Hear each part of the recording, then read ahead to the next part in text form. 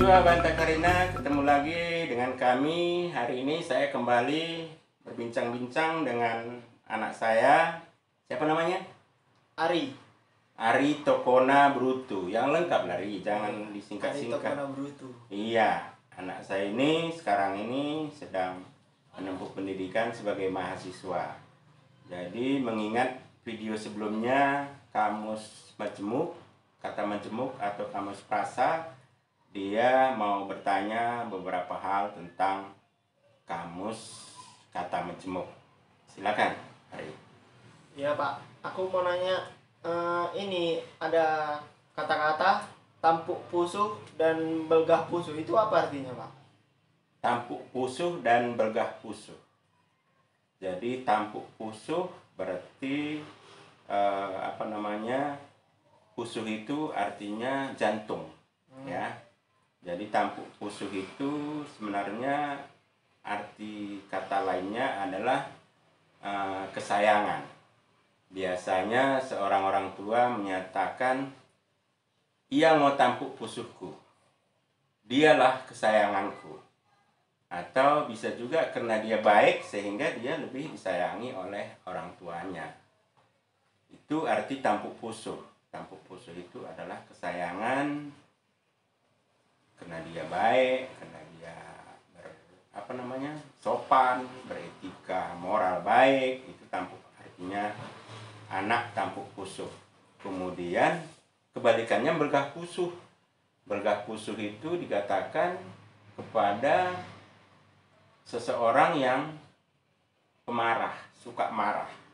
Jadi besar pusuhnya, ya, besar jantungnya, ya. Jadi itu artinya belgah pusuh. Itu dikatakan kepada seseorang yang suka marah atau seseorang yang pemarah.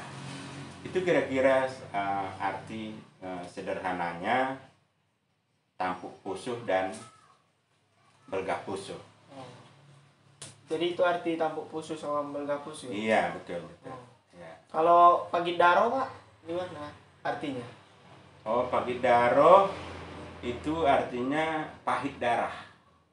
Kalau pahit darah artinya supaya sehat-sehat. Jadi kalau orang tua memberikan nasihat kepada anaknya sering dikatakan, ya pagit mau darahmu. Atau anak kepada orang tuanya, pagit mau darahmu pa, pahitlah darahmu pa. Artinya kalau pahit itu diartikan jauhlah bakteri, jauh penyakit, karena rasanya pahit. Dari darahnya pahit sehingga terhindar dari mara bahaya, terhindar dari penyakit. Itu kira-kira arti pagidaro. Selanjutnya dao halihabat itu? Dao halihabat itu sebenarnya kaitannya juga dengan pagidaro. Jadi biasanya itu satu kalimat disebutkan. Pagit modarohmu janah dao halihabat. Halihabat itu mara bahaya artinya, ya, mara bahaya, penyakit. Jadi makanya sering dipadankan ini, dua kata majemuk ini sering dipadankan. Pagit modarohmu pa janah dao halihabat. Artinya ya, pahitlah darahmu sehingga jauhlah segala penyakit dan mara bahaya. Halihabat itu artinya ya halangan-halangan, kendala-kendala, misalnya penyakit dan lain sebagainya, ya. Itu kira-kira artinya. Ya, lanjut meluh tanganna itu? Meluh tanganna ini biasanya dikatakan kepada seseorang yang suka dapat rezeki, ya. Artinya kalau dia bertani biasanya hasilnya banyak, ya. Kalau dia sekolah nilainya tinggi, kalau dia mau mencari pekerjaan gampang dapatnya. Itu arti meluh tanganna. Jadi artinya tangannya itu ya gampang sekali memperoleh sesuatu hal yang menguntungkan dia, ya. Tapi tentu itu kan doa, ya, doa. Jadi bisa meluh tangan itu kalau dikerjakan, kalau nggak dikerjakan kan nggak juga, ya. Itu kira-kira arti meluh tangannya. Terus ada lagi ku dengar bergoh ketaring, itu gimana? Oh, itu kebalikan yang tadi, meluh tangannya. Kebalikan dari Meluh tangannya, tangan. bergoh ketaring. Artinya ini ya orangnya malas sehingga yang mau dimasak pun tak ada. Misalnya padinya pun per tahunnya sedikit. Kerja pun malas-malasan sehingga dia tetap miskin. Bergoh ketaringna. Artinya ketaring itu kan apa namanya? Ketaring. Ya, tempat memasak itu namanya ketaring. Bergoh itu artinya dingin. Jadi kalau dingin berarti apinya nggak menyala. Kenapa apinya nggak menyala? Karena nggak ada yang mau dimasak, nggak ada penghasilannya, ya. Atau dimasak pun sedikit, sehingga sebentar aja ketaringnya hidup, ya. Ketaring itu tempat, itulah memasak nasi, ya. Itu artinya ketaring.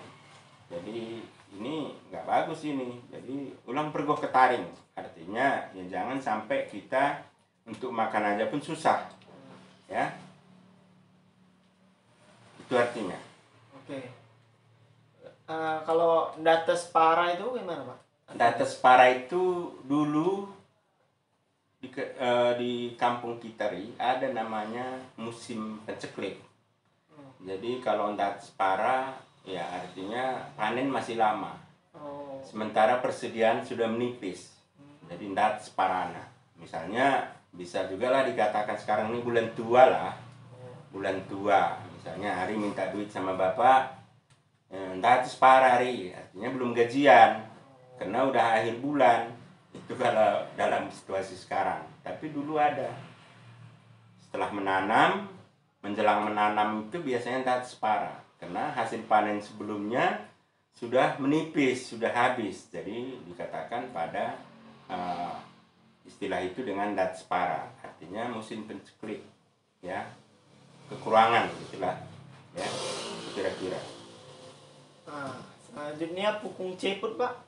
Pukung ceput itu dikatakan kepada seseorang yang malas, selalu bermalas-malasan dalam hidupnya.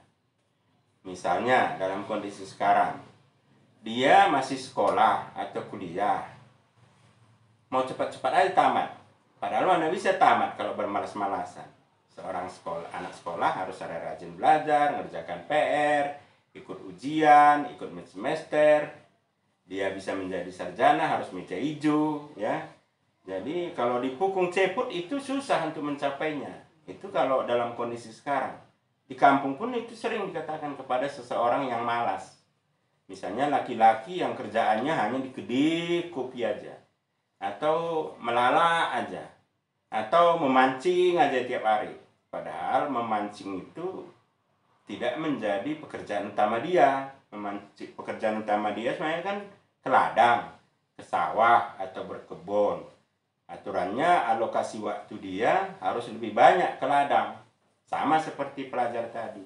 Kalau dia pelajar, ya janganlah banyak melalak. Harus banyak belajar. Belajar di sekolah, belajar sendiri di rumah. Itu kira-kira. Jadi nggak boleh pukung ceput. Pukung ceput itu artinya dilipat tangan terus, nggak ngapa-ngapain, ya. Artinya kewajibannya tidak banyak dilakukan, dia lebih banyak menuntut haknya. Jadi itu namanya pukung ceput. Ada lagi, Ri? Ini yang terakhir, Pak. Arti pentongkah sora. Ketongkah sora. Ketongkah sora itu bahasa Indonesianya apa kira-kira, ya? Berselisih paham lah, ya. Ketongkah sora, ya. Di dalam kehidupan ini kan tidak selalu mulus. Kadang-kadang kita juga berdebat, ya. Kalau berdebat aja baik, tapi kalau ketongkah sora sudah tidak baik. Karena misalnya bapak nyuruh Ari belajar, kemudian Ari melawan, itu itu namanya petongkasora. Ya, jadi tidak menuruti apa kata orang tuanya, malah dia melawan atau disuruh ngambil air dulu, kayak bapak dulu disuruh kakek nenekmu ngambil air ke sungai. Kemudian saya bilang saya nggak mau, itu namanya petongkasora. Jadi berselisih paham kepada saudara, orang tua, anak-anak atau kepada orang lain, itu namanya petongkasora. Jadi petongkasora itu tidak baik, ya. Yang baik itu cikarah, ya. Kalau cikarah baik, itu berarti berdiskusi namanya, bukan petongkasora. Berdiskusi untuk mencari suatu solusi. Itulah kira-kira beberapa kamus majemuk yang bisa Bapak ingat. Mungkin ada lagi mau tanya? Kayaknya sampai sini aja video kita kali ini, Pak. Ya, tutuplah kalau begitu. Iya. Jangan lupa di like videonya, di komen, dan di subscribe channelnya. Jangan lupa juga hidupkan loncengnya. Iya. Terima kasih. Juan Jua Banta Karina Oang.